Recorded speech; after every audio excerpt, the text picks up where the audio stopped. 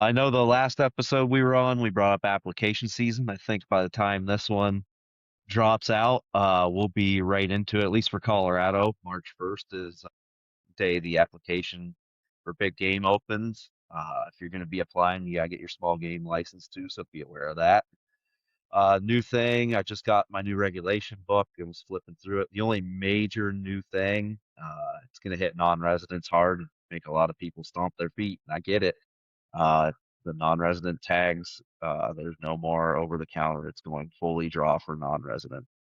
Yeah. So is that elk, deer, everything, or From what I understand, everything. I don't know if that means. I assume you can still do the add-on bear tag. Uh, but as far as that goes, everything, as far as I know, is full draw. yeah? It's I hate to say this. I'm not surprised that's the direction they went. There was a lot of pressure on them to do that, and there's a lot of states in their area that was doing the same thing. So they were one of the very few that still had over the counter, and it was just a matter of time before that went away. Well, Okay. I don't foresee too much detriment unless you've got a load of points built up and you've been waiting on that trophy hunt. And if you want that trophy hunt, you're just gonna have to settle for buying points and maybe hopefully drawing a tag in another state that you've got some points built up for. But if you don't have a lot of points, I wouldn't be too down in the dumps. There's a good, I'm not gonna promise you anything, but there's a high probability that those are gonna be 0 point draw units. Yeah. I don't know what the tag allocation is gonna look like in those units because the way I understand it, the residents are gonna still have the over the counter opportunity. So I don't know what kind of number they're gonna cut out for the non-residents. So I wonder how many people that's going to, so the people who have points, I wonder how many that's going to take out of the pool of putting in for some of those units because they don't want to lose their points.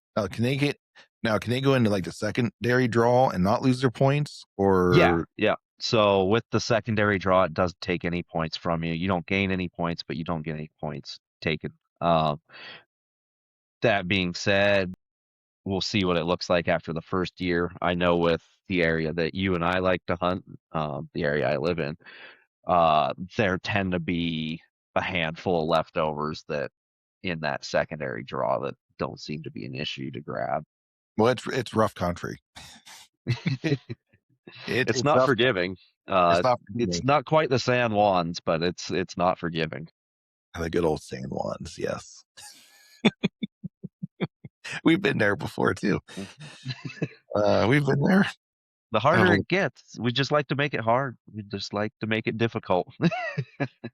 there's a whole nother level of success that comes with challenges, and the more the challenge, the more I think the more gratifying the success is out of that. So, Well, the fun thing with the San Juans is, you get a little cooler weather, a lot more rugged terrain, but here, depending on where you're at, you might be in the oak brush and in the cedars hunting elk, and it's still 75 plus degrees. So mhm. Yep, that heat will wear on you just as quick as that cold. For yep, me, I'd rather be doing it in the cold, but that heat yeah. gets to me quick.